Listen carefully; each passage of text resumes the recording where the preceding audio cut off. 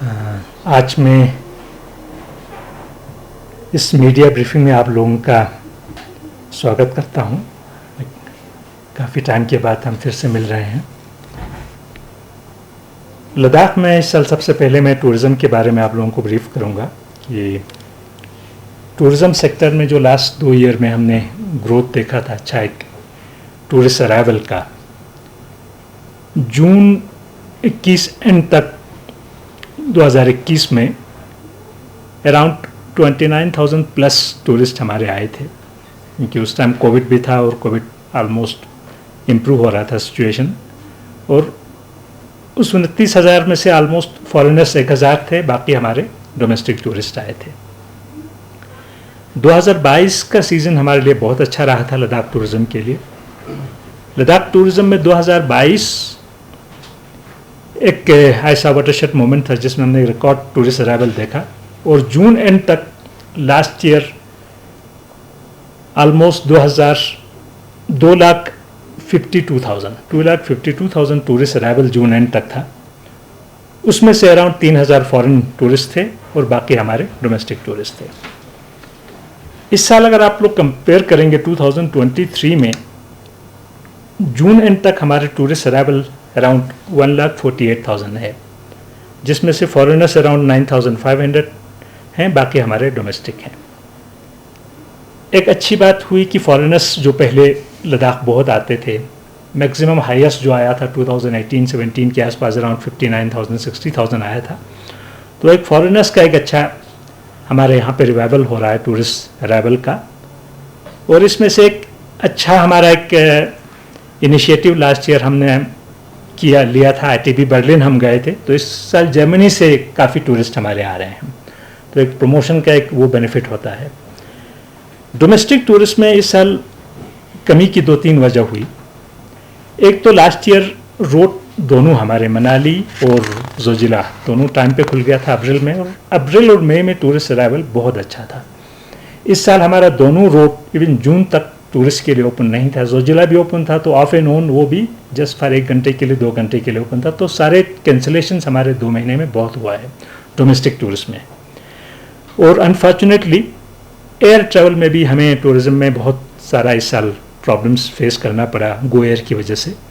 तो Go Air के around normally 5 flights आते थे मिनिमम, और इवन अप टू 8 फ्लाइट्स। तो लास्ट ईयर मैक्सिमम हमारे पास 22 फ्लाइट्स भी डेली आते थे। तो इस साल फ्लाइट्स में बहुत इशू आया, एयर टिकट्स बहुत राइज कर गए, उसकी वजह से कैंसिलेशन बहुत हुआ। गो एयर के जितने भी कैंसिलेशंस हुए उनका अभी तक जितने लोगों ने टिकट बुक किया था उनको ट्रैवल एजेंट के थ्रू किया हो, पर्सनली किया हो, अभी तक उनको रिफंड भी नहीं मिला है। तो ये कैंसिलेशन हमारे लिए बहुत भारी पड़ा। But despite that UT administration ने इमीडिएट इसको मिनिस्ट्री ऑफ सिविल एविएशन के साथ LG साहब के लेवल पर टेकअप करके मिनिस्टर से बात करके अभी फिर से 13 फ्लाइट हमारे लेह में ऑलमोस्ट डेली आते हैं। और एक अच्छी बात है कि मई के बाद हमारा टूरिस्ट अराइवल फिर से इम्प्रूव हो गया है, फिर से बुकिंग्स हमारे अच्छा आने लगा है।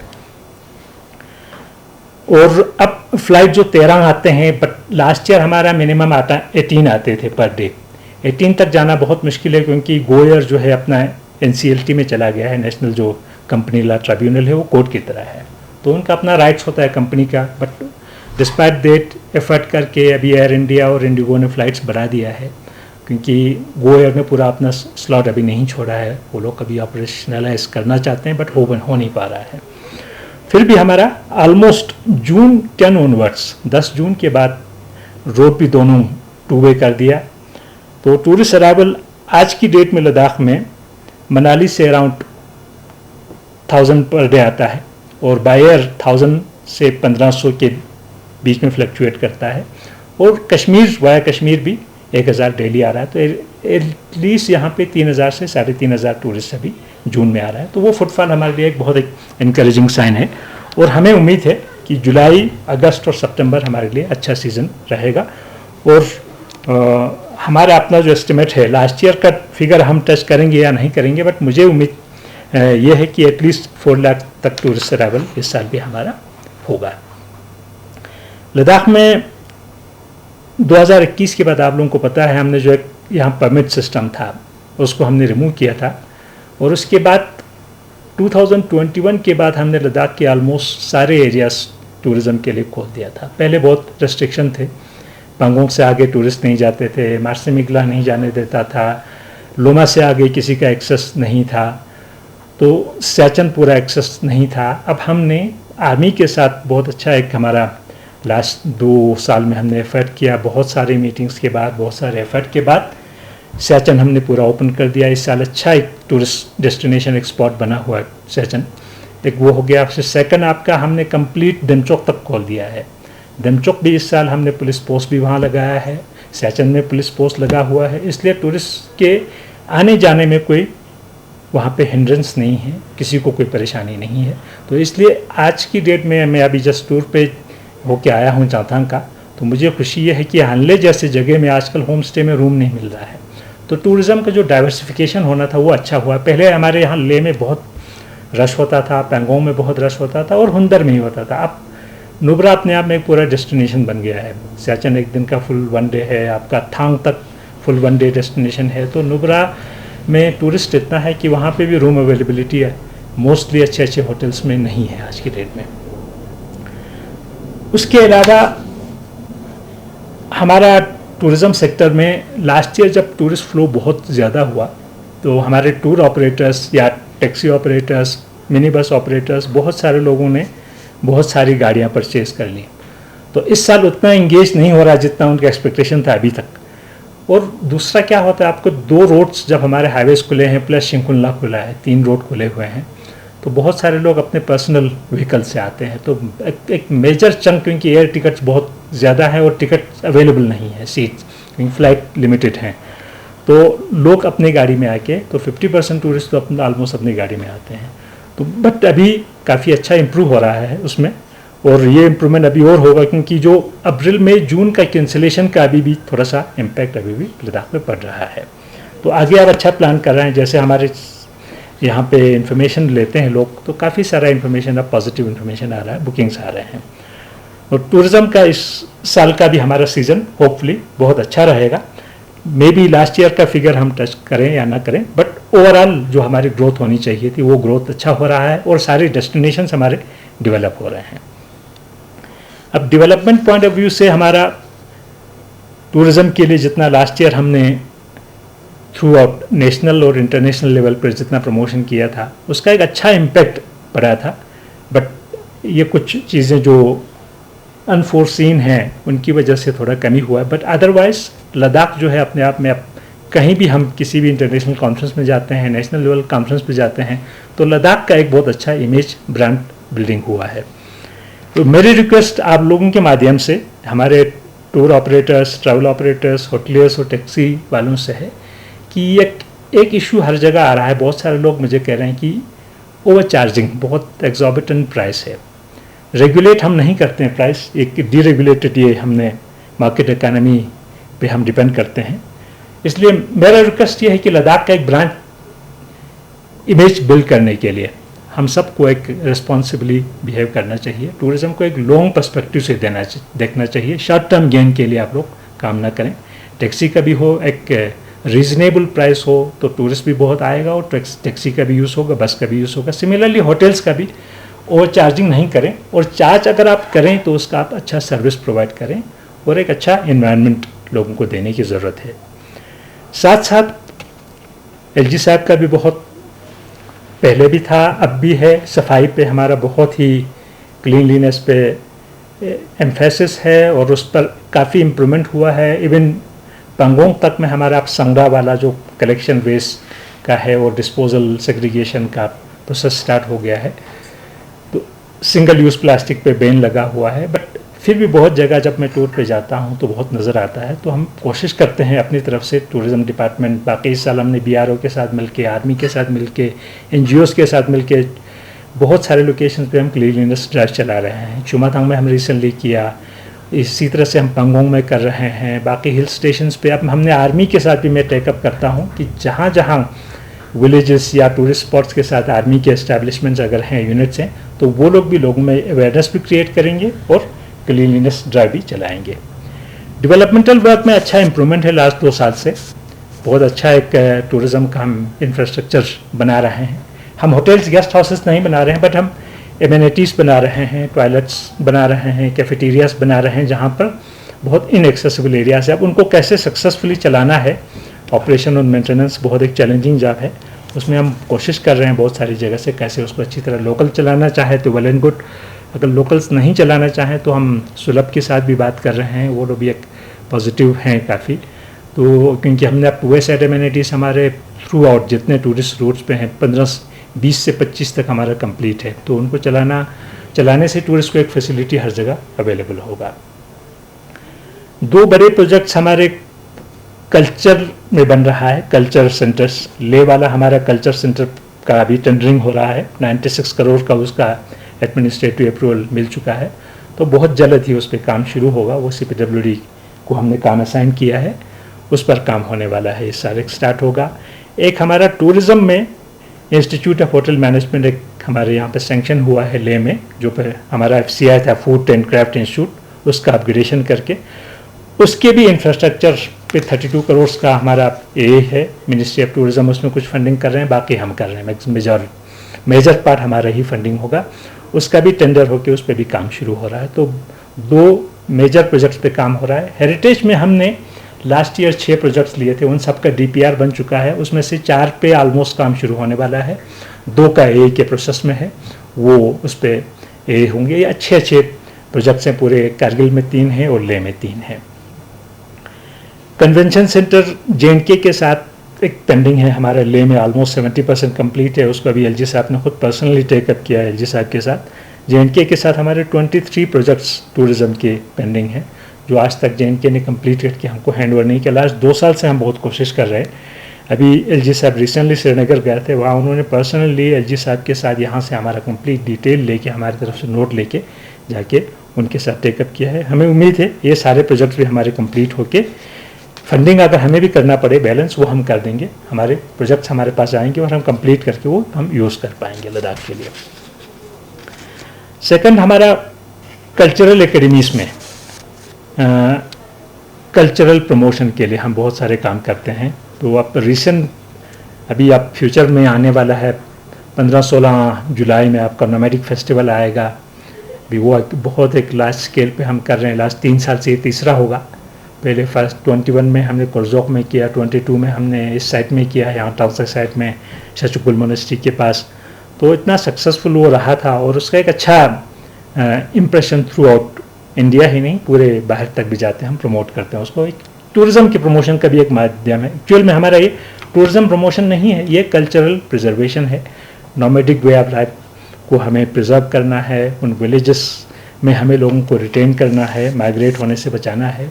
वहाँ का जो वे ऑफ लाइफ है उसको प्रिजर्व करके, कंजर्व करके चांगथांग का डेवलपमेंट करना है। और क्योंकि ऑलरेडी चांगथांग डेवलपमेंट पैकेज बना हुआ है जिसमें चांगथांग का डेवलपमेंट इंफ्रास्ट्रक्चर वाइज भी हो रहा है। सिमिलरली टूरिज़्म डिपार्टमेंट हमारे LAC साइड में बहुत सारे विलेजेस को मॉडल विलेज की तरह हम डेवलप कर रहे हैं। तो उसमें से ऑलमोस्ट 4 विलेज का हमारे DPR कंप्लीट है, उस पर हम बहुत जल्दी काम करने वाले हैं। और भी गवर्नमेंट ऑफ इंडिया का एक वाइब्रेंट विलेज प्रोग्राम है, उसमें 35 विलेजेस अलोंग वे चांगथांग साइड में मेनली हमारे LAC के आसपास सारे सिलेक्ट हुए हैं। तो उन सब पे काम होगा, वो सब मॉडल टूरिस्ट विलेज डेवलप होगा।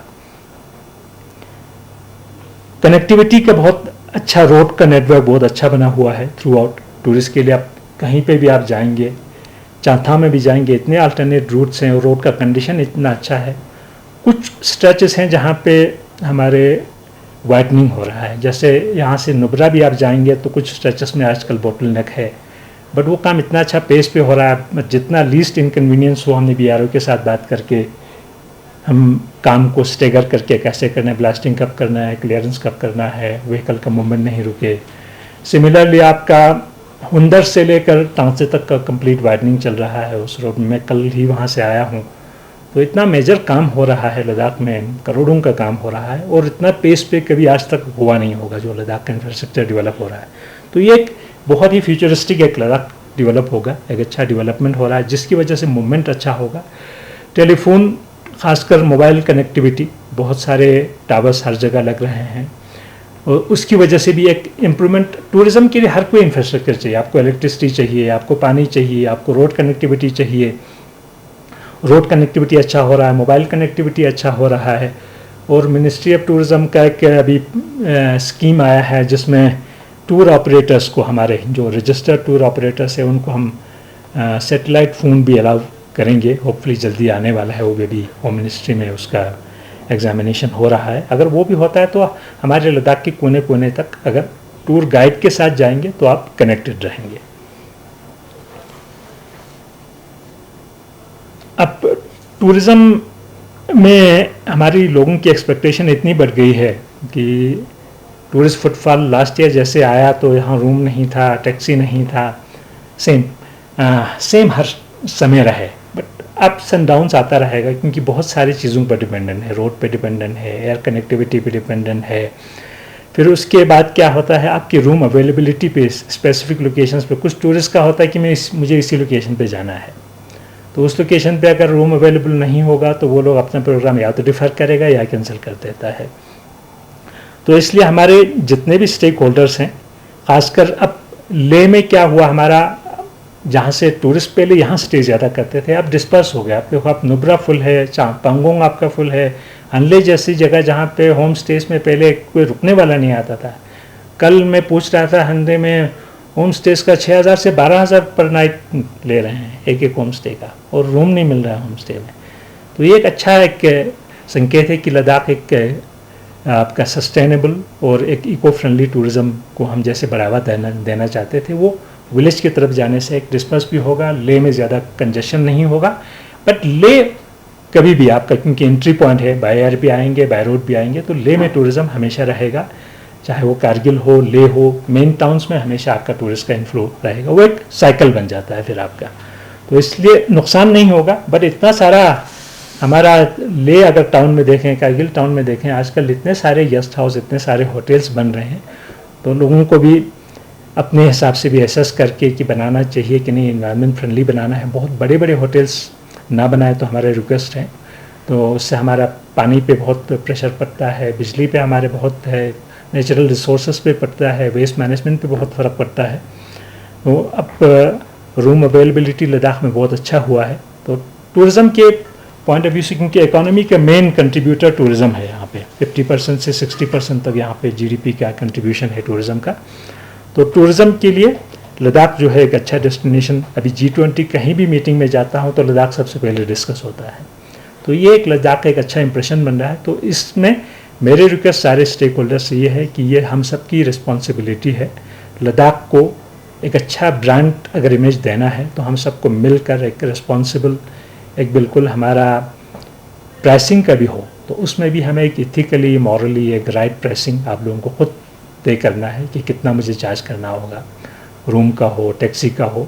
तो उससे लोगों का आने में भी, टूरिस्ट भी एक अच्छा प्लान कर पाता है, मैं लद्दाख जाऊंगा तो इतना मेरा होगा। अभी क्या हो रहा था, जब एयर फेयर्स 30,000 40,000 हुए तो कैंसिल करके लोग दुबई जा रहे थे, दुबई चीप पड़ रहा था, लद्दाख महंगा पड़ रहा था। थाईलैंड जा रहे थे, थाईलैंड सस्ता पड़ रहा था, एक हफ्ते का टूर ट्रिप लद्दाख में उनको 3 टाइम्स उसका महंगा पड़ रहा था। तो वो हमको भी एक कम्पिटिटिव प्राइसिंग भी रखना होगा टूरिज़्म में, क्योंकि एक रिस्पॉन्सिबिलिटी यही होगी कि इको टूरिज़्म पे हम बहुत एम्फेसिस दे रहे हैं, रिस्पॉन्सिबल टूरिज़्म पे हम दे रहे हैं, सफाई। हमारा एम ये है, विज़न ये है कि लद्दाख जो है क्लीनलीनेस में पूरे इंडिया में नंबर 1 है। अभी तक देखो इंदौर सिटी हमेशा ऑलमोस्ट फर्स्ट आता है, तो हमारे ले और कारगिल में ये पोटेंशियल है, बहुत छोटा पॉपुलेशन है, हम इनको मेंटेन करके एक अच्छा इमेज इम्प्रेशन क्रिएट कर सकते हैं। इस साल लेबर डिपार्टमेंट का लेबर डिप्लॉयमेंट में काफ़ी कुछ इम्प्रूवमेंट हुआ है। हमारे बीआरओ में जितने पहले माइग्रेंट लेबरर्स आते हैं थे, वो बहुत सारे मिडिल मैन जो आउटसाइडर्स थे, उनके थ्रू अनरजिस्टर्ड होता था, कोई लीगल सिस्टम नहीं था। तो अभी हमने यहाँ पे अपना जो रजिस्टर्ड एएलसीज़ के साथ हमारे यहाँ एजेंसीज हैं, उन्हीं के थ्रू ऑलमोस्ट इस साल 50% डिप्लॉयमेंट बीआरओ में हमारे लेबरर्स हुए हैं। तो यहाँ पे एक एम्प्लॉयमेंट जनरेशन भी होता है, हमारे लोकल लेबरर्स को जॉब भी मिलता है, तो एक अच्छा अपॉर्चुनिटी सबको मिलता है। और गांव वालों का भी अपने आप पंचायत लेवल पे बहुत जगह ये डिमांड था कि लेबरर्स जो हैं हमारे यहाँ के लोकल्स पहले लगने चाहिए, उसके बाद माइग्रेंट लेबरर्स का अगर ज़रूरत हो ओवर एंड अबव तो वो लगना चाहिए। तो इस साल BRO के साथ हमारा अच्छा एक अंडरस्टैंडिंग है और BRO को हमने डायरेक्शन भी दिया है कि पहली प्रायोरिटी जो है यहाँ के लोकल लद्दाखी रेजिडेंट्स का होगा। अगर यहाँ कम पड़ता है फिर आप लोग माइग्रेंट लेबरर्स बाहर से लाके काम करवाएंगे, क्योंकि लद्दाख में इतना रोड, इतना इंफ्रास्ट्रक्चर पे काम हो रहा है तो लेबरर्स की बहुत यहाँ रिक्वायरमेंट है। उतना हमारे रजिस्टर्ड लेबरर्स यहाँ नहीं है, 9,000-10,000 के आसपास रजिस्टर्ड लेबरर है, और यहाँ पे रिक्वायरमेंट मुझे जो रफ एक एस्टिमेट 70,000-80,000 लेबरर्स का है। तो उतना हमको बाहर से माइग्रेंट लेबरर्स आते हैं। पहले एक और कंप्लेन आता था माइग्रेंट लेबरर्स के कैंप साइट पे बहुत मेंटेनेंस नहीं है, क्लीनलीनेस नहीं है। अब वो अच्छा हमने करवा दिया है, लेबर के थ्रू हमने बहुत इन्फोर्स करवाया है लॉस जितने भी लेबर के हैं।